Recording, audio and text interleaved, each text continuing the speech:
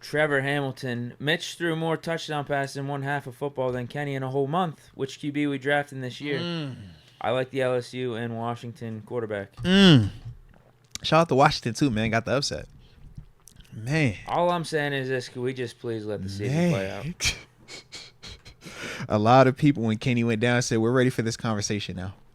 They said, we're ready for this QB talk. We're ready for this coordinator talk. Even aside from the whole Kenny stuff, I'm with you. I think we can still win with Mitch. You know I'm with you, bro. These next however many weeks he's got to play. You know I'm with you, bro. I'm with you, man. If JMU wasn't going to look like trash last night against the Packers, and they're supposed to be the cream of the crop. Hey, look, that was a timely game, right? Or do we got a name for when that happens with another team? I mean, teams get beat all the time at this level. Packers ain't looking that bad right now. I'll say that. They said they won. They said they won 4 of their last 5. That's what they said. The Packers won 4 of their last 5. I was like, oh, who would have thought the one loss would have been us? Yeah.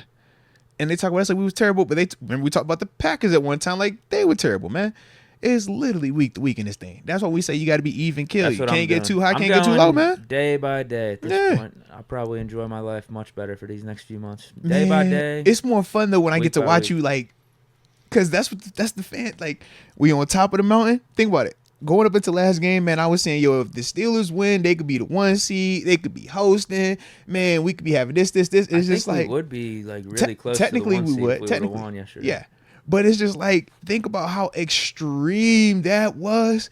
And now we're 24 hours later, we're like, the new extreme is, we need to fire the head coach. We need to get rid of that who we drafted. It's just like, how do we be getting that far off within 48 hours, bro? Yesterday was a big fire Tomlin game. Now, if you obviously want to point blame to him because it's unacceptable, he's though, the head Deke. coach and he oversees everything, Deke, 100%. Deke, but they were 2-10, Deke. They were 2-10, Deke. And the player said that they weren't ready and they took them lightly. So that's got to be on the coach, man. Are you cool with mediocrity? The standard? What is the standard? I just know what I saw in the first half, and it didn't look like a team that was unprepared. Deke, but what is the new standard? Second half, that's a different story. I don't know where you want to go, what angle you want to take on what we did in the second half, because that was just pitiful. It was pretty bad. It looked like we lacked effort. But again, you want to bring up the Landon Roberts injury. That counts. He is your quarterback of your defense, going down, that counts. Yeah, he's the beacon of communication. Into how the whole game plays out. He's the guy that doesn't come off the field. He's the guy that communicates dime, base, nickel. He's the guy who makes your checks. And they weren't doing anything in the first half when he was out there. Absolutely. I thought he was playing excellent against James Conner, matching his energy like we talked about. Heck, he even had the headshot that I was cool with. I typically ain't cool with them bonehead 15-yarders, but I thought it was a message being sent. I'm like, that was a terrible call. He eased up on him. He ain't eased up. The running back ducked down too. Bro, it's like, what can you do? I'm just saying, Deke, as a dude in that, he could have avoided him. He was sending. No, I know. He was sending a message. It was this is gonna be a physical game. Ain't nothing wrong with it. At times, you take them type of penalties. You're like, bro, I could live with that. He for a fact could have. For a fact.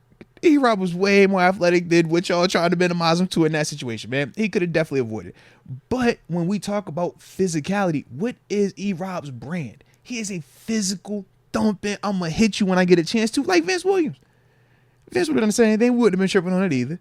We'd have been like, yo, it is what it is, man. That's our thumper. That's our enforcer, man. We know what message you sending. Don't come across his middle. Don't be playing games over here. He on that type of energy today. That's how I looked at it, though, man. Like the Mason Cole snaps, those aren't on Tomlin. Chris Boswell missing a field goal. Like, is that on Tomlin? Tomlin have to yell at Boswell. Actually, that was on you. What? Because ever since you brought up bad energy around Boz, however long with that Matthew Wright, he just seemed a little. No way. This has been Boz's best season. I could live with whatever he missed yesterday. I'm just simply saying, ever since you brought up Matthew Wright, I've seen him miss.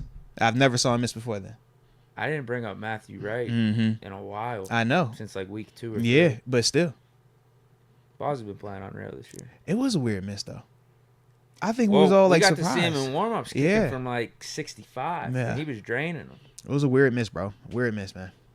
Yeah, he was almost back at the, the logo. He was really close. Mm-hmm. I think he was basically kicking from the 45, which is, like 63, 64. And he was leaving room.